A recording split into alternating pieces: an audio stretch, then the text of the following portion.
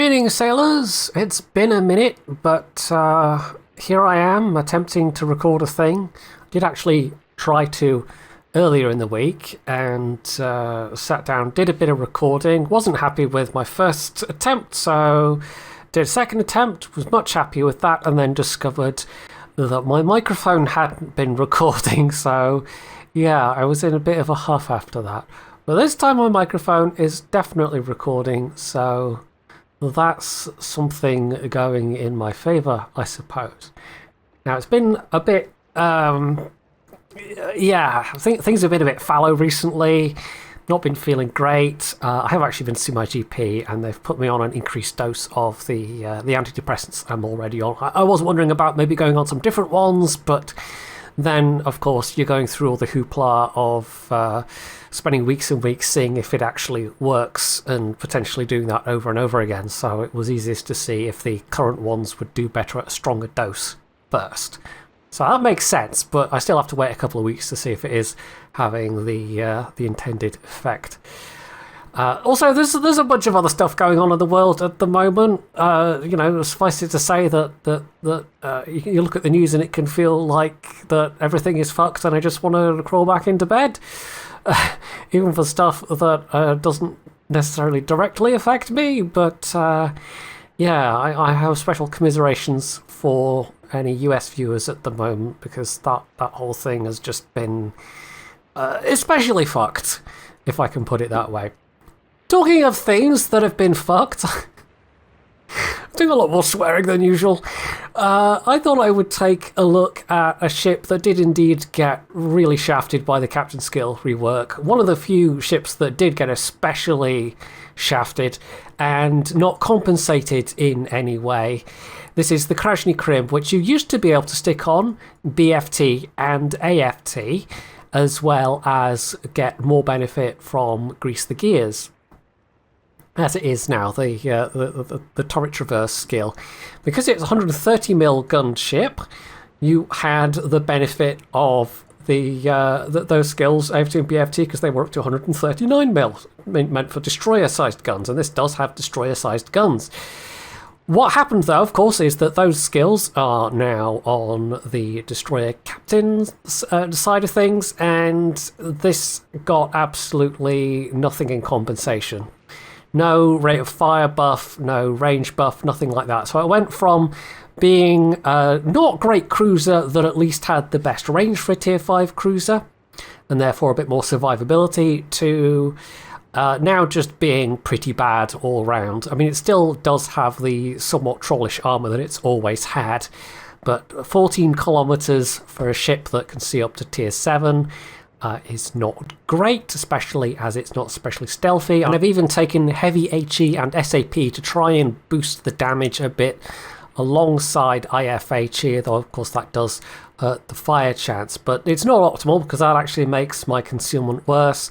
I now have a concealment of almost 12 kilometres on a firing range of 14 kilometres. If they'd given it a smoke, maybe that might have been suitable compensation, or if they just boosted the base range. I mean, I can kind of live a little bit without the extra kick from, what am I looking at? Artillery, from BFT, but yeah, I can't even remember what it took it down to, but it was certainly less than 8.1 seconds, so yeah, this has gone to just being kind of sad, and so therefore naturally I must play it. I would probably put this as being worse than the Genova. I mean, most of the tier 5 ships with terrible range, they tend to have much better stealth, but it's not like the base stealth on this thing is particularly great. And there's a couple that do actually have decent range, like the Königsberg, for instance. But for the most part, they have something going for them, but the Krasny Krim doesn't even have speed. It maxes out at, I think, 27 knots. Most of the other short-ranged ones are a lot faster. So, yeah. Fortunately, this is a top-tier game. I have rather lucked out here, so let's see how that goes. There is a carrier in play, but the AA on this isn't anything especially great. So, I guess we'll see. guess we'll see how it goes. But yeah, 14 kilometers, even at top tier, is... maybe I should drop the heavy HE. I don't know. Maybe it's not worth that extra bit of damage. I was trying to compensate for the loss of BFT, but I don't know if it's going to be worth it. I might need to put a different captain on here with a different spec than it currently has. But even if you do have the extra stealth, I mean, it just doesn't have the speed, really. We can just about get over, I think we're approaching 29 knots now, but this is with the Sierra Mike flag on, which obviously helps a bit. I can't remember what the base speed is, actually. I think it's around 27-ish, 27.5, something like that. But, yeah. And of course, I think there is a skill that gives you a boost when you're unspotted, but that only really works well for stealthier ships. Do you get that for cruisers? I'm sure you do. Anyway, it's. You'd think I'd have had enough time to remember which skills are relevant on which bits of the various captain branches, but apparently not. So I know that skill is on battleships, and it certainly is on destroyers, and I'm now struggling to remember if it's on cruisers at all.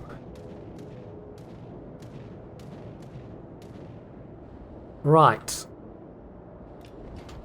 Well, you still do have that nice big spread of guns, of course, but it's not quite as effective as the Omaha, for example, just because the Omaha has bigger guns. It's certainly not as effective as the Murmansk, which gets that extra kick with its AP shells, even though theoretically it's the same AP.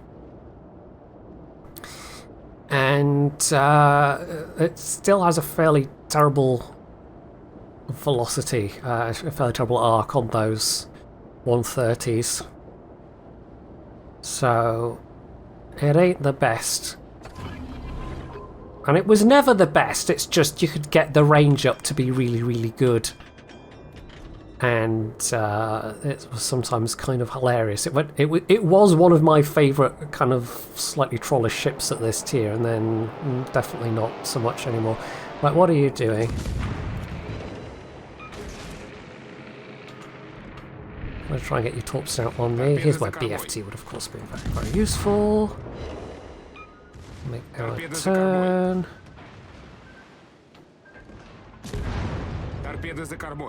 We can safely dodge all of those. Yeah, that's fine.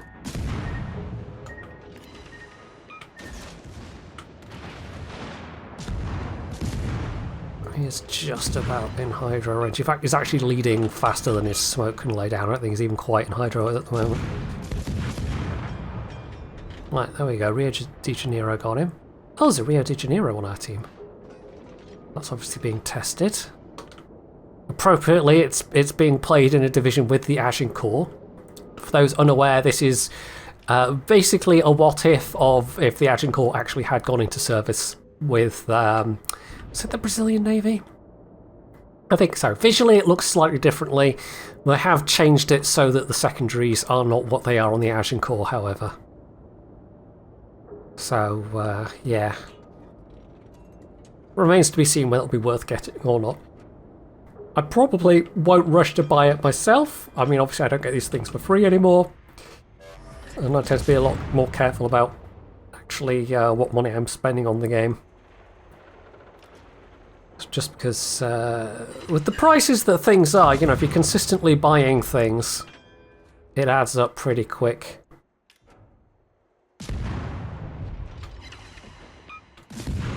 Especially with some of the more like they're continuing to do some eye-watering packages. We were talking about this in the a bit in the podcast yesterday.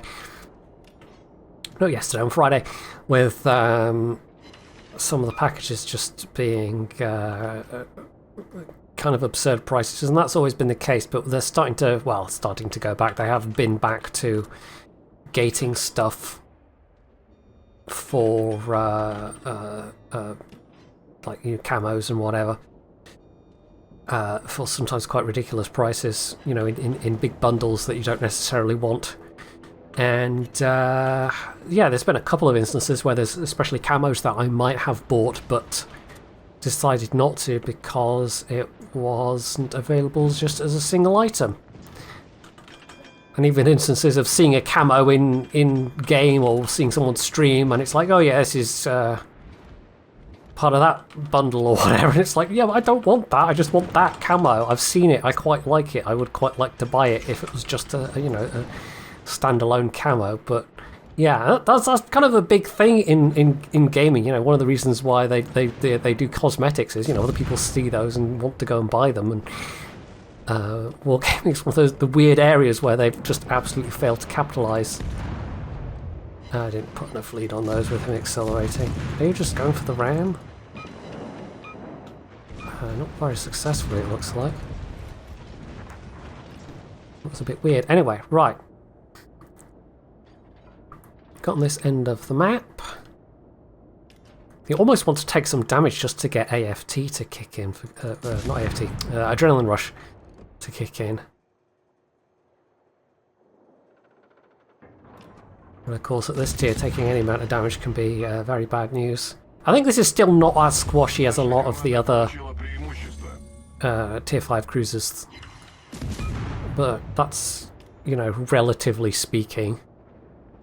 Definitely relatively speaking. Downside of having gone IFHE, of course, is I'm less prone to setting fires. With these being 130mm guns. They're not that big caliber, so there's still plenty of armour I cannot pen.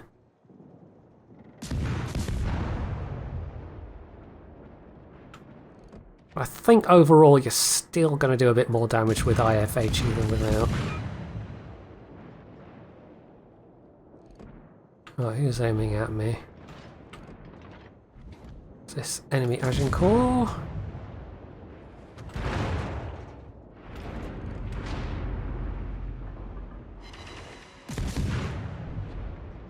I cannot remember what you used to be able to get the reload down to, but I'll have it on. I'll have it on an older video somewhere. It might have been as low as 6 seconds, 6.5, something like that. I don't know. I'm sure it would have been better. Right, the Agincourt's still alive. That New York's taking pot shots at me. Rhine is having a go. This thing does actually have dedicated AA guns, including that front turret. Ouch! Yeah, okay. Even if the carrier wasn't going to be a big threat to me, of course, they can still spot. And be a big problem that way. Right, I guess we turn into the cap here. I think the CV's got... Are you going for me or are you going for the Agincourt? I really... the Rio de Janeiro. I can't tell. I guess the Rio... I don't know if it entirely lacks AA, as the Agincourt does, but that might be why this CV is going for them in particular.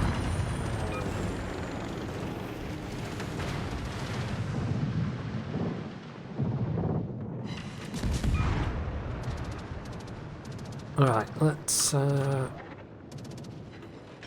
if we can't... It'd be nice if we get a fire on this New York.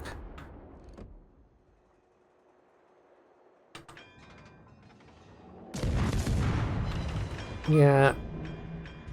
It'd be, well, it'd be great if I had the extra range right now. Gives me so many more options to play with. But, yeah, instead one has to get rather closer than is comfortable in a tier 5. Not that tier 5 is comfortable most of the time. You're really going for an end-on attack with rocket AP. Or AP rocket planes, rather. Oh, okay. Good luck with that. Right, is that the Agincourt? I mean, we've won this. I'm guessing it's the Agincourt that's aiming at me. I do have my, what is it, 4.5, 5 kilometer torps. But I don't know if I fancy my chances against the Agincourt, to be quite honest. There you are. Nope, don't have range. If you want me, you're going to have to come and get me, Agincourt. You're going to have to run the risk of torpedoes.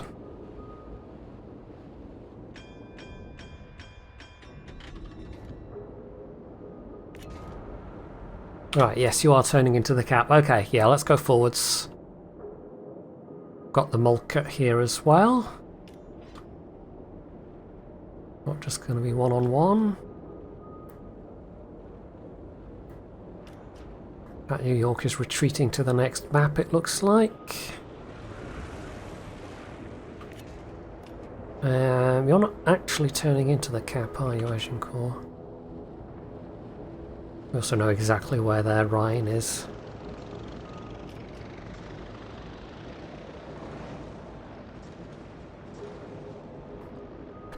Right, the De Ruyter's about to get a cap, but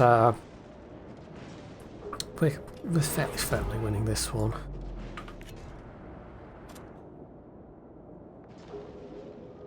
I did actually ask about this post-captain rework, and it was one of those non-committal, it's not really a priority, but, you know. If it needs some work, I guess we'll see. Yeah. I guess we'll do another one. See if we get a tier 7. How was I top of that? I don't know. Don't know. No idea. Oh, there was some other stuff I wanted to mention. I probably should have talked about it at the start of the video, but UA Dreadnoughts, I think I will wait till the 1.06 patch goes live, because that's going to add in the persistent campaigns and also intermediate caliber guns, both of which I'm very much looking forward to. So yeah, I'm going to wait till that patch is live rather than continue on with the campaign. Wow, this is another tier 5 game. There's even some bots in this one. Okay, I really wasn't expecting this. And the other thing is that I might actually be able to return to Cyberpunk fairly soon. I think the overhaul patch is now working with the current patch of Cyberpunk, and now I'm just waiting for one of the ancillary mods to actually be updated. Something called Red Script. It's kind of like SKSE or you know, it's one of those scripting framework things that a lot of other mods depend on to work.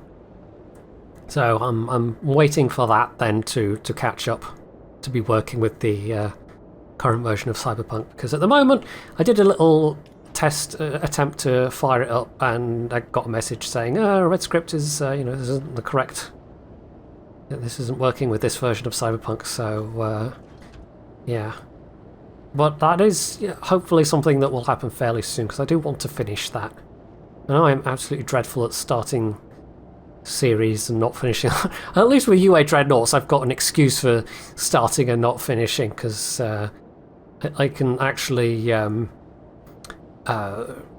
a campaign where all the refit mechanics are actually important, and it's not just going to be, oh well, I only need to plan for at most kind of 5-6 years, because the campaign just will end at that point unless you're really on purpose dragging things out. But yeah, when you have the possibility of starting in 1890 and going all the way through to 1950, I think will be the absolute end date. Yeah, that could make life very interesting in terms of actually then having to think about keeping older vessels in service, refits versus replacements, stuff like increasing your naval yard capacity or your slipway capacity, your maximum slipway size. That's actually going to be a lot more important. Managing your finances over the years is going to become a lot more important. Building up alliances and rivalries is going to become important. So there's a whole bunch of stuff that just doesn't really factor in at the moment that will actually become incredibly important. Let's get a bit more nose in towards that Congo. Right, it's the Mikoyan that's aiming at me. There's also a Wyoming there. You're going up on the border.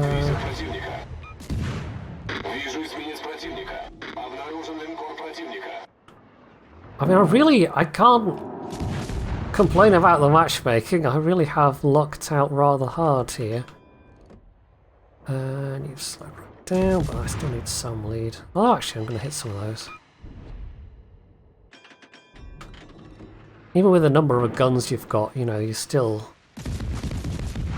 It's not the most accurate ship in the world. That could have been, you know, something where they could have buffed it and given it better sigma, better dispersion, whatever. But no. It's been a long, long time since this ship had any luck. I think the last time it had any kind of buff, I think it was a turret rotation buff, if I remember correctly.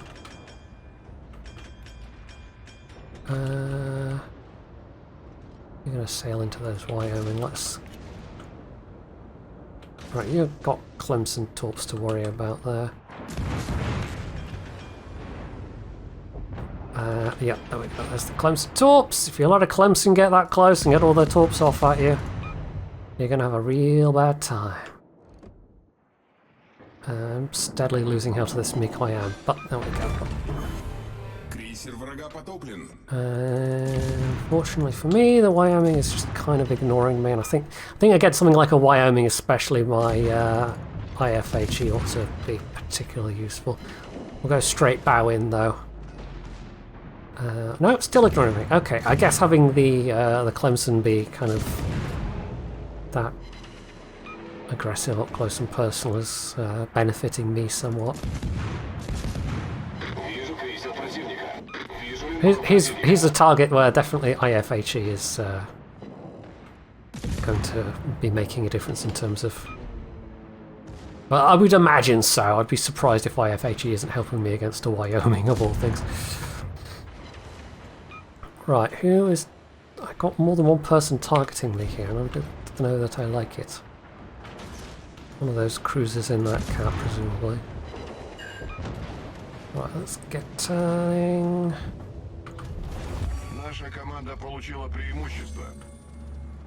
there is a Jaislav in there somewhere.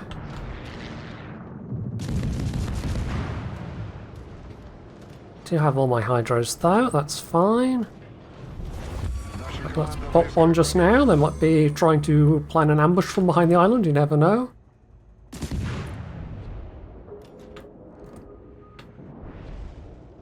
Either that or they're still lurking in their smoke. Ooh, that's going to be the New York. And here's where that extra range would have come in very, very useful. But no, you don't get to have that anymore.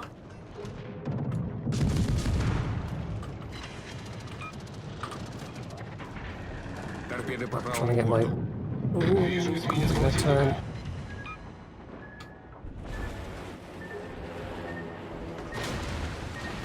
Go. Hello, Matsuki. Coming right at me, surprisingly not one of the bots.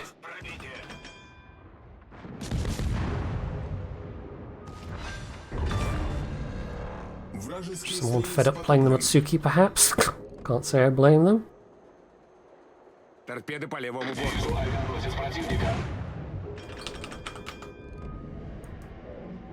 think we're also winning this one, but...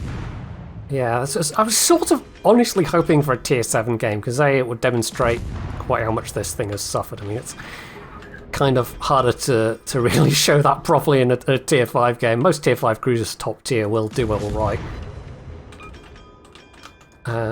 But, you know, this one being a premium and getting downgraded effectively so heavily through the captain rework, it's in a sort of unique position, because the last time something happened that dramatically was, I guess, the Kutuzov, and they actually gave it the extra range to compensate. And even when they made the smoke changes, you know, they offered people with Belfast the option to basically get a refund. And, well, get their doubloons back anyway. Effectively trade their Belfast in for the doubloons. But no such compensation or buffs or anything like that were given for the Krasny Krim, so, you know. just about the only person that has any affection for this ship, I guess, or advocates for it in any way, perhaps. I don't know. But, yeah. I haven't forgotten about it, even if Wargaming apparently has. Should we try and push this New York? Maybe give it a go. I'm actually doing a bit better damage-wise, but it's almost been better matchmaking this time round. I don't have to worry about the New York secondaries in the same way as with the Agincourt. And I think I'm also a bit less concerned about this New York as a player than that Agincourt player who was being very cagey.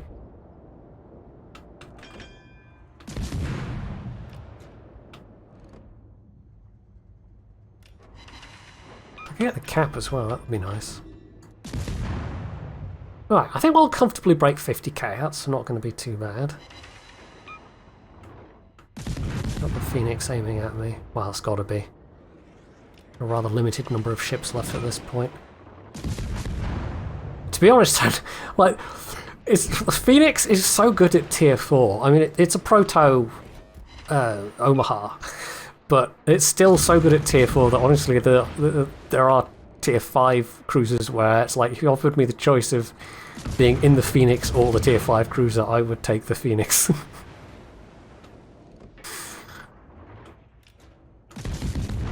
I mean, it's not super brilliant in tier 5 games, but it's better in tier 5 games than a lot of tier 5s. Anyway, should we try and get this cap? That'll be extra XP. Yeah, I see you looking at me, New York. If I can get him to come close enough to torpedo, that would be nice. Ooh, hello, there's the Hermes. And sometimes that shell arc is an advantage and be able to pew over various islands.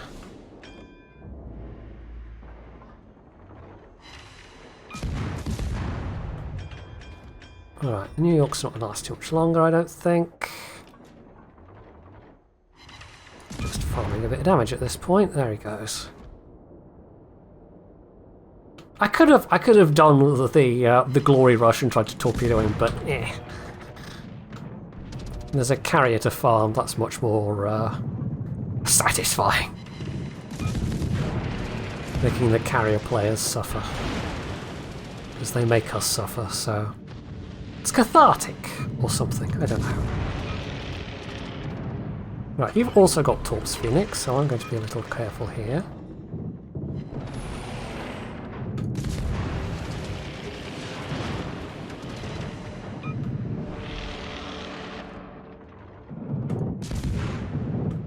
And, ooh, hopefully I can get the kill. Come on. Finish him. There we go.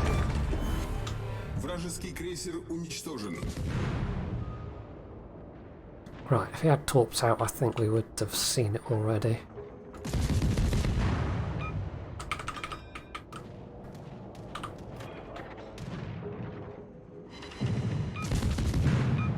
So, like, not to die to a Hermes, that would be embarrassing.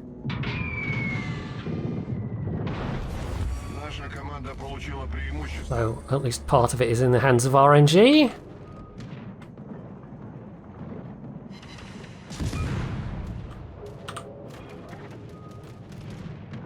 I wish there was an easier way to do that other than turn your whole camera around.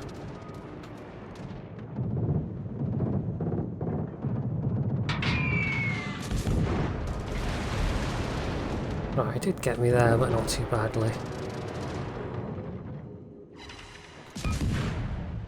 It's one of the factors, one of the many annoyances I have, one of the many reasons I have for disliking submarines is if somebody in a sub is gunning for you at the same time as you're trying to engage other targets and you're having to... I mean, a destroyer, okay, you can just like drop your depth charges on them if you happen to be in the right position. But if you're having to juggle switching viewpoints to your depth charge view on top of everything else, It's really frustrating because it's utterly distracting from surface ships that are going for you as well. Come on, finish him! Oh, somebody else got him. Never mind. Still got some extra damage out of him. Right, well, I was really expecting to have a tier 7 game to demonstrate this with, but no, apparently not. Apparently the matchmaker decided to be kind to me. But it definitely does suck way more than it used to. It used to be one of the more... enjoyable's the wrong word, but interesting ones at tier 5 to play in tier 7 games, just because you had the range to match your opponents. And so although it's not particularly fast, although it's not particularly well armed, and it does just require staying alive over a long time to keep dishing out those 130mm shells, that's just now so much less possible. You don't have the range, you have less of a rate of fire, your damage output's down, your survivability's down, and you're still a slow up-tiered tier 4 cruiser without really any of the advantages that you would think that would entail. So, I have no hope that anyone from Wargaming will ever see this, but, you know, the Krasny Krim, you forgot about it, you guys. I didn't, but you did. So, you know, buff, plus, because Lord knows it needs it. So that's it for this slightly low energy recording. Hopefully you enjoyed it, and if you did, you can do all the usual things down underneath the video, and of course, as always, stay tuned for more.